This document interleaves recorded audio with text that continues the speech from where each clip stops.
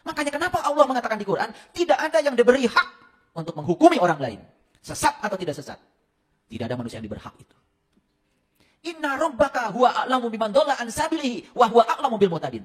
Hanya Allah Tuhanmu yang berhak untuk menyatakan siapa yang tersesat di jalannya dan siapa yang mendapatkan petunjuk. Tidak ada individu yang diberi privilege untuk mengatakan itu. Tidak ada lembaga apapun di semesta ini yang diberi hak untuk menilai orang lain. Apakah dia dapat petunjuk atau tersesat di jalan Allah. Hanya Allah. Itu Quran.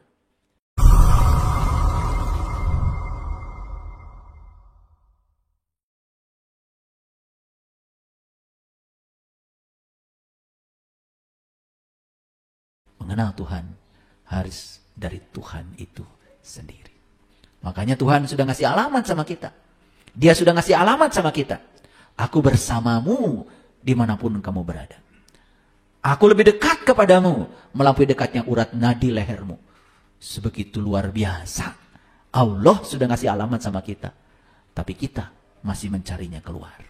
Makanya siapa yang mencarinya keluar, semakin tersesat jauh, sejauh-jauhnya sesat. Dhalalam ba'ida. Karena apa?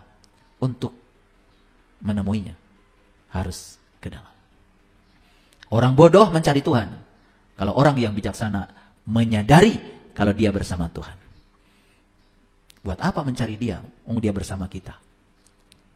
Tetapi ada satu pertanyaan yang harus dilontarkan kepada kita. Sedekat itu kita bersama dia. Bahkan lebih dekat daripada urat nadi leher kita. Kenapa sih kok kita belum bisa menjumpainya? Ada apa dengan diri kita? Jangan-jangan dalam diri kita masih ada keangkuhan. Jangan-jangan kepalan tangan kita belum terbuka. Makanya pikiran ini saya sering umpamakan seperti parasut. Coba parasut. Kalau penerjun payung keluar dari pesawat, parasutnya terbuka, maka dia bisa terkendali. Di mana dia mau hinggap, dia bisa kendalikan. Tapi kalau parasutnya tertutup, tidak terbuka, dia akan jatuh bebas, nyungsep tuh. Tidak bisa mengendalikan di mana dia harus hinggap. Pikiran yang tertutup persis seperti parasut yang tertutup. Pikiran yang terbuka persis seperti parasut yang terbuka. Pikiran yang tertutup tak terkendali. Pikiran yang terbuka selalu terkendali. Nanti setelah ini kita akan tahu pikiran kita tertutup atau terbuka. Kalau ada pengetahuan baru yang datang ke sini malah direcokin, didebatin, malah menjadi kisruh di sini. Seperti air terjun, bukan seperti air di telaga. Kita tidak akan dapat manfaat apa-apa. Coba lihat, kalau air terjun gemuruh, tidak kelihatan dasarnya. Kalau air di telaga, hening, bening, diam, dan karena diamnya, dasarnya telaga itu kelihatan. Dalamnya telaga itu kelihatan. Makanya perlu kejujuran pada diri sendiri. Sebelum saya lanjutkan, saya tanya dulu, siap jujur pada diri sendiri? Oke, kalau siap jujur pada diri sendiri, melepaskan kepalan tangan keangkuhan, percayalah sama saya. Hidayah itu akan meluncur deras. Bahkan hanya dalam kedipan mata kita bisa menyeberang dari dunia ke akhirat. Seperti kata-kata Rasulullah. Ketika ditanya oleh malaikat Jibril, "Ya Rasul, berapa jauh jarak antara dunia dan akhirat?" Beliau mengatakan, satu kedipan mata. Bagi siapa? Bagi yang terbuka, bagi yang rendah hati, bagi yang jujur pada dirinya sendiri. Sudah siap? Oke. Sudah terbuka sekarang kepalan tangannya? Atau masih tertutup? Oke. Sekali lagi. Kepalan tangan yang tertutup tidak bisa menghasilkan apa-apa. Tidak bisa mengambil apa-apa. Hanya dengan tangan terbuka, tangan ini bisa mengambil apapun yang kita mau. Paham? Oke, baik. Sombong, angkuh, itu adalah sama, persamaan kata. Apa sih angkuh itu? Angkuh itu sifat suka memandang rendah kepada orang lain. Sombong, congkak. Hati-hati ya. Memandang rendah kepada orang lain. Biasanya kita memandang rendah pada orang lain itu dalam segala aspek kehidupan. Bukan sekedar urusan ekonomi. Bahkan urusan keyakinan pun kadang-kadang kita merendah. Ketika orang lain berbeda keyakinan dengan kita, tidak sama dengan kita, bahkan tidak sedikit banyak orang yang merendahkan orang lain karena perbedaan keyakinan. Hati-hati. Hati-hati. Ya? Oke. Angkuh itu bahasa lainnya tinggi hati. Bahasa lainnya adalah sombong. Ya, dan sombong adalah sikap menghargai diri secara berlebihan. Orang yang menganggap dirinya lebih dari orang lain dalam segala aspek kehidupan. Dalam segala aspek ya. Dalam segala aspek kehidupan. Itu sudah ada keangkuhan. Sudah ada kesombongan. Nah, bahasa lain dari angku, sombong adalah tinggi hati. Memandang diri sendiri berada di atas kebenaran. Itu juga sudah tinggi hati. Karena orang yang semacam ini biasanya kerjaannya menjustifikasi orang lain. Begitu mudah menganggap, wah dia sesat. Dia tidak benar. Yang paling tahu orang lain itu hanya dirinya sendiri. Dan kita tidak mungkin bisa tahu orang lain secara persis. Berapa jam dia belajar semalam, kita nggak pernah tahu. Kita hanya melihat orang lain dari luar. Betul? Makanya kenapa Allah mengatakan di Quran, tidak ada yang diberi hak untuk menghukumi orang lain. Sesat atau tidak sesat. Tidak ada manusia yang diberi hak itu. Inna rabbaka huwa a'lamu biman dhalla an sabilihi wa huwa a'lamu bil muhtadin. Hanya Allah Tuhanmu yang berhak untuk menyatakan siapa yang tersesat di jalannya dan siapa yang mendapatkan petunjuk. Tidak ada individu yang diberi privilege untuk mengatakan itu. Tidak ada lembaga apapun di semesta ini yang diberi hak untuk menilai orang lain. Apakah dia dapat petunjuk atau tersesat di jalan Allah. Hanya Allah. Itu Quran. Inna rabbaka, sesungguhnya hanya Tuhanmu. Huwa a'lamu biman dhalla an sabilihi wa huwa a'lamu bil muhtadin. Begitu kita mulai menjustifikasi orang lain, merasa kita paling benar, semua orang lain di luar dirinya salah, itu keangkuhan, itu kesombongan dan tidak berhak atas ilmu-ilmu sejati. Makanya orang yang semacam itu hanya berkelindan ya dalam ilmu kulit, hanya berkelindan di luarnya saja. Makanya orang yang berkelindan di luar sering tertipu. Disangkanya kue karena kalengnya kongguan. Hati-hati kalau pergi ke kampung saya.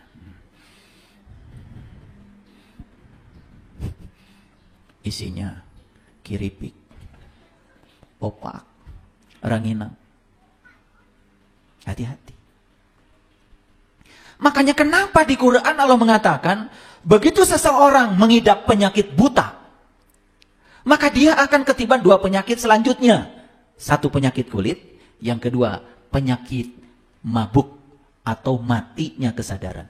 Itu diabadikan dalam Quran surat Al-Imran ayat 49. Begitu seseorang itu mengidap penyakit buta, buta apa? Bukan mata lahirnya, buta mata jiwanya, buta mata kalbunya. Maka kata Quran, berikutnya pasti dia akan mengidap penyakit kulit.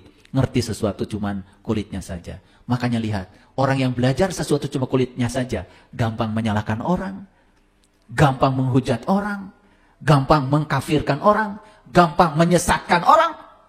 Hati-hati, itu keangkuhan.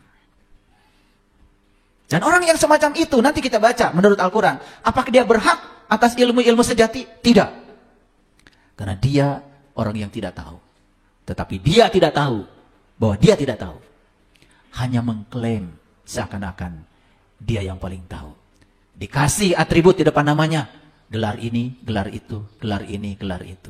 Dikasih atribut lain dalam status sosialnya. Pimpinan ini, pimpinan itu, pimpinan ini, pimpinan. Makin membuat dia semakin tersembunyi dalam ketidaktahuan. Makanya hadirin, syarat untuk belajar ilmu itu cuma satu. Kalau dapat ilmu sejati, kunci cuma satu. Rendahkan diri kita serendah-rendahnya. Jadilah seorang pengemis. Belajar seperti itu. Saya dulu dalam perjalanan spiritual saya, kalau di hadapan guru saya, mau komentar sedikit aja gak berani. Kalau gak dipaksa oleh guru saya untuk bicara, gak berani. Karena pertama kali saya dulu belajar, ketemu guru saya yang pertama. Karena saya merasa, saya dari kecil di lingkungan keluarga yang ketat beragama. Dari kecil saya sudah banyak belajar agama. Dari kecil bapak saya juga kiai ngajarin agama. Sehingga saya mempertontonkan ya penyakit kulit saya di hadapan guru saya. Akhirnya guru saya cuma diam. Udah lama saya bicara, baru saya ditegur. Sebentar. Nak Saiful sudah tahu Allah belum? Waduh. Mau bilang sudah tahu, belum tahu. Mau bilang belum tahu, ngomongnya sudah banyak. Akhirnya guru saya bilang, saya dengan gengsi yang tinggi waktu itu bilang, belum tahu guru, belum tahu ngomong terus. Aduh, setelah itu saya nggak berani lagi bicara. Dikiranya tahu itu mengoleksi sejumlah pengetahuan. Itu kalau di hadapan guru yang mursyid. Sudah, penggal kepalamu. Serahkan kepalamu sepenuhnya pada guru. Gitu. Itu yang disebut dengan mengemis begitu. Orang yang tinggi hati merasa dirinya selalu benar. Sehingga enggan menerima pendapat orang lain. Banyak kayak gitu. Bikin akun YouTube hanya untuk menghujat orang lain. Itulah kebodohan. Makanya orang bodoh itu diam saja udah kelihatan bodohnya. Apalagi kalau bicara. Hati-hati ya. Kalau kita bisa menalar tuh. Mengingat ayat-ayat, hadis-hadis. Belum apa-apa. Itu baru keterampilan berpikir yang paling rendah. Terus kan? Atau stop sampai di sini? Belum masuk ke judul ini, baru pembukaan seperti biasa. Yuk kita masuk sekarang pada firman-firman Allah. Kita masuk pelan-pelan ya. Ini Quran surat Shad. Shad itu surat ke-38. Ayat yang kedua. A'udzubillahi minasyaitonirrajim. Bismillahirrahmanirrahim. Balil lazina kafaru fi ijatin wasiqaqib. Balil lazina kafaru, sebenarnya orang-orang yang tertutup itu, mohon izin, kata-kata kafaru saya terjemahkan. Karena selama ini kata-kata kafaru dibiarkan saja orang kafir. Sedangkan kafir bukan bahasa Indonesia. Kalau tidak diterjemahkan, takutnya kita ini jadi terus menjustifikasi orang yang diadab beda keyakinan dengan kita. Sehingga kita lupa ngaji diri. Karena sepanjang kita ngaji itu terus aja menyalahkan orang, lupa ke sini. Itu keangkuhan. Kita tidak berhak atas ilmu sejati. Ini ya, saya kasih tahu. Kalau habis sholat, bukan membicarakan orang lain yang tidak sholat. Lihat kamu setelah sholat, seperti apa perubahannya. Begitu. Yang pulang haji, pulang umroh, bukan membicarakan orang lain yang belum ke sana. Lihat, kamu pulang dari sana, jadi apa? Yang sudah pada saum, jangan membicarakan orang lain yang tidak puasa. Lihat puasamu, hasilnya apa? Gitu. Nah, dengan ngajinya ke dalam, perhatikan. Kita akan mulai mengalami peningkatan kesadaran. Kalau ngaji terus keluar, wah itu sangat berbahaya. Ujungnya kita akan menjadi sangat angkuh. Karena apa? Karena kita tertutup terhadap kebenaran. Yuk kita lihat sekarang. Sebenarnya orang-orang yang tertutup itu dalam kesombongan dan permusuhan yang sengit. Itu kata Quran. Balil lazina kafaru fi izzatin wasyikokin. Yuk kita ambil contohnya. Bapak Ibu merasa paling benar. Tertutup apa terbuka? Tertutup. Ada nggak orang lain yang mau menyampaikan kebenaran pada orang yang punya sikap seperti itu? Tidak ada. Malas orang lain juga. Betul nggak? Kalaupun disampaikan pada dia, paling juga ngadak debat. Betul nggak? Dan debat itu tidak baik. Karena debat itu mengeraskan hati. Debat itu pasti menang-menangan kan? Betul nggak? Mencari cara agar disebut menang. Mencari cara agar disebut hebat. Ujungnya sombong lagi. Angkuh lagi. Kalau nggak dibahas kayak gini, nggak ngerti biasanya. Merasa diri kita seakan-akan biasa-biasa saja. Padahal penyakit ini ada di sini.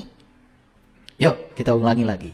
Sebenarnya orang-orang yang tertutup itu dalam kesombongan dan permusuhan yang sengit. Kenapa? Orang yang tidak tahu bahwa dirinya tidak tahu. Tapi dia tidak tahu kalau dirinya tidak tahu. Sudah menutup diri dari segala pengetahuan. Dan orang yang semacam ini berhenti belajar. Setuju? Pasti berhenti belajar. Ketika diberitahu sama orang, itu mah saya sudah tahu. Orang belum sampaikan, dia sudah menutup diri. Wah, itu mah saya sudah tahu. Padahal orang yang mau bicara pun belum tahu yang mau dibicarakan apa. Dia sudah menutup diri. Yang itu mah saya sudah tahu. Tertutup telinganya untuk mendengar orang lain. Dan menganggap seakan-akan dirinya yang paling tahu. Inilah bahayanya ketertutupan diri. Balil lazina kafaru fi izzatin wasiqatin. Makanya ketertutupan itu adalah gerbangnya kesombongan dan permusuhan. Paham sampai sini? Oke. Kita baca ayat yang lain. Ini Quran surat Luqman, surat 31 ayat 18. A'udzubillahi minasyaitonirrajim. Bismillahirrahmanirrahim. Wala tusya'ir haddaka linnas wala tamshi fil ardi maraha. Janganlah kamu memalingkan mukamu dari manusia, dan janganlah kamu berjalan di muka bumi ini dengan angkuh. Masih ingat ayat yang tadi? Salah satu keangkuhan adalah tertutup terhadap segala pendapat orang lain. Keangkuhan itu berasal dari ketertutupan. Makanya orang yang tertutup, kata ayat tadi, sudah melahirkan dua. Satu, kesombongan. Yang kedua, dia menimbulkan permusuhan. Coba lihat. Kalau orang dinasihati marah. Coba lihat. Kalau orang dinasihati bukan menerima. Coba lihat. Hasilnya seperti apa? Ya, orang yang merasa paling benar, makin keras hatinya. Betul? Ya, makin kasar sikapnya. Ya, tidak siap untuk disalahkan. Karena dia selalu merasa dirinya paling benar. Saya kasih tahu ya, kalian mau belajar ilmu-ilmu ketuhanan, punya sikap yang semacam itu. Jauh panggang dari api. Belajar ilmu ketuhanan itu, kita harus terbuka, harus jujur sejujur-jujurnya. Tahu bilang tahu, tidak tahu bilang tidak tahu.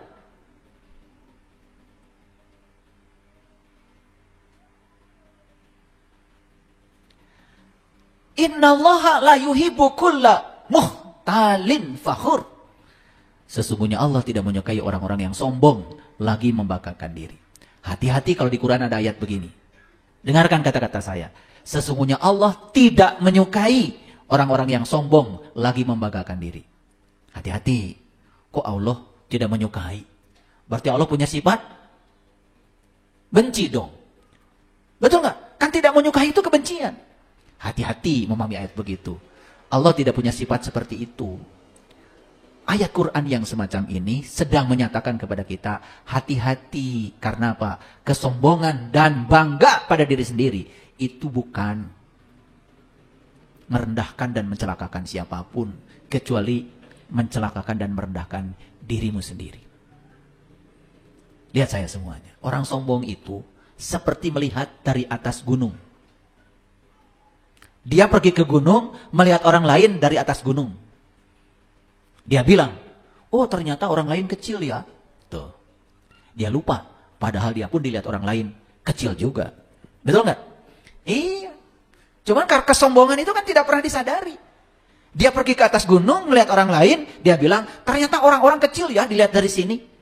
Dia lupa, padahal orang yang lihat dia pun kecil. Bahkan orang tidak melihat dia. Betul nggak? Gitu. Makanya orang yang sombong itu bukan sekedar mengecilkan orang lain, tetapi semesta akan mengajari dia kalau dia akan dikecilkan juga oleh orang lain. Tidak ada orang yang sombong dibanggakan. Jadi kalau Allah bilang innallaha la yuhibbu kulla mukhtalin fakhur, bukan berarti Allah punya sifat benci. Oh, ternyata Allah itu tidak menyukai, benci dong Allah. Tidak seperti itu. Karena dia adalah sang kehadiran, dia adalah sang keberadaan. Dia hanya merespon apa yang kamu berikan pada dia. Makanya aku bergantung sangkaan kamu. Paham ya? Oke. Jadi ini ayat hanya menjelaskan kepada kita bahwa kita tidak boleh memalingkan muka dari manusia. Dan janganlah kamu berjalan angkuh di muka bumi. Nah, jadi ingat tadi, angkuh, sombong berasal dari ketertutupan. Karena kita tertutup. Makanya coba perhatikan, iman. Kalau kita lihat definisi iman yang disampaikan Nabi Muhammad, kan al-iman tasdikun bil qalbi. Iman itu kan sebetulnya pembenaran oleh kolbu. Dan kolbu nggak bisa membenarkan kalau kolbunya terbuka. Kalau kolbunya tertutup, bagaimana bisa membenarkan? Di kajian yang sebelumnya, minggu kemarin sudah saya jelaskan ya, fungsi kolbu kan ada 3, memahami, melihat, dan mendengar. Oke, saya tidak mengulang itu lagi. Lihat aja di kajian sebelumnya. Baik, kita lihat ayat selanjutnya. Ini surat As-Sajdah, surat ke-32 ayat 15. Sesungguhnya orang-orang yang benar-benar percaya kepada tanda-tanda kami adalah mereka yang apabila diperingatkan dengan tanda-tanda itu, mereka segera bersujud, seraya bertasbih dan memuji Rabb-Nya. Dan lagi pula mereka tidak sombong. Yuk, lihat saya semuanya. Allah bilang di dalam Al-Quran begini. Wal awalu, wal akhiru, wal dohiru, wal batin. Dialah yang awal, dialah yang akhir. Dia yang dohir, dia yang batin. Hati-hati memahami ayat itu. Dia yang awal, dia yang akhir. Bukan berarti dia berawal dan dia berakhir. Hati-hati. Justru ayat itu sedang mengatakan pada kita bahwa dia tidak berawal dan tidak berakhir. Makanya kenapa kalau kita pergi ke Mekah, yang haji, yang umroh, ketika tawaf, walaupun Ka'bah itu bentuknya kotak, tidak ada yang tawafnya ngikuti geometris Ka'bah. Karena Ka'bahnya kotak, ke sini dulu gitu, kemudian belok ke situ, enggak. Walaupun Ka'bahnya kotak, semua orang yang mengelilingi Ka'bah itu lingkaran. Coba kalau bikin lingkaran gimana caranya? Dulu kita pakai jangka. Yang bagian jarumnya ditancapkan ke kertas, cek. Bagian ujungnya baru diputar. Betul? Terus diputar. Kalau titik awal bertemu titik akhir, kita tidak bisa melihat lagi mana awalnya, mana akhirnya. Jadi lingkaran itu filosofisnya sangat dalam. Apalagi kalau kita pakai kalkulus. Coba hitung berapa luas lingkaran. Luas lingkaran itu 22/7. Kali jari-jari, kali jari-jari. 22/7 kali jari-jari, kali jari-jari. Wah, itu luar biasa. 22 itu nomor surat yang sangat agung, yaitu Quran surat Al-Hajj. Dan haji itu perjalanan menuju Baitullah. Dan 7 itu, 7 kali tawaf, 7 kali sa'i, 7 batu melempar jumroh. Di balik angka 7, di situ banyak rahasia yang tersembunyi. Kali jari-jari, kali jari-jari. Jari-jari itu buat berkarya, buat berkarya. Makanya orang yang sudah berkunjung ke baitnya, sudah kenal jati dirinya. Kedua tangannya hanya untuk berkarya. Memberi, memberi, memberi, menyenangkan orang, membahagiakan orang. Dua tangannya begitu. Makanya harusnya kalau orang pulang haji harusnya dua jari-jarinya itu berubah harusnya. Enggak jadi tambah pelit. Itu gak ngerti itu. Ngerti bikin lingkaran tadi? Kalau bikin lingkaran, berawal dari satu titik, berakhir di titik yang sama. Sampai kita tidak tahu lagi yang mana titik awalnya, itu yang disebut dengan mandala. Itu yang namanya kesempurnaan. Makanya lingkaran disebut mandala. Dan lingkaran, perhatikan. Jari-jarinya selalu konstan. Jarak dari pusat ke ujung tidak pernah berubah. Makanya kita memulai tawaf dari satu titik yang namanya Hajar Aswad. Dan berakhir di titik yang sama namanya Hajar Aswad. Wah, kalau dibahas terlalu jauh. Ini dulu, kan bicara hari ini bicaranya kesombongan dulu. Saya ingin menyampaikan ada kaitan dengan ayat ini, ya. Sesungguhnya orang yang benar-benar percaya kepada tanda-tanda kami adalah mereka yang apabila diperingatkan dengan tanda-tanda itu, mereka segera bersujud. Lihat saya semuanya. Jawab pertanyaan saya. Adakah satu peristiwa yang terjadi di semesta tanpa kehadiran dia? Gimana jawabannya? Benar. Oke. Bagaimana kalau peristiwa itu tidak kamu inginkan kehadirannya? Masih menerima? Ulangi lagi pertanyaannya. Adakah satu peristiwa di semesta ini yang terjadi tanpa kehadirannya? Tidak ada.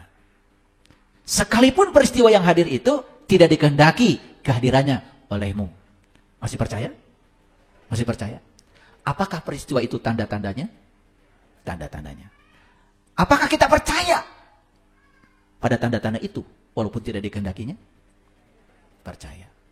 Makanya apapun yang terjadi dalam kehidupan ini, jangan ada yang ditolak. Karena di balik semua peristiwa itu ada tanda-tanda dia. Dia sedang mengajarkan sesuatu, makanya segera bersujud. Sujud itu bukan berarti kita sekedar menyentuhkan kening ini ke sajadah. Sujud yang sebenarnya adalah sujudkan diri kita kepada Dia. Tidak ada peristiwa yang terjadi tanpa kehadirannya. Oleh karena itu, ya Allah, apapun yang terjadi, biarlah semua terjadi. Kenyataan biarlah sebagai kenyataan. Tapi tolong ajarkan ya Allah, apa pesanmu yang hendak disampaikan kepadaku. Karena tidak mungkin Allah mentakdirkan itu terjadi tanpa mengirim pesan apapun kepada kita. Tapi sekarang diubah pertanyaannya. Kalau ada peristiwa yang tidak terjadi, menerima apa menolak? Jujur.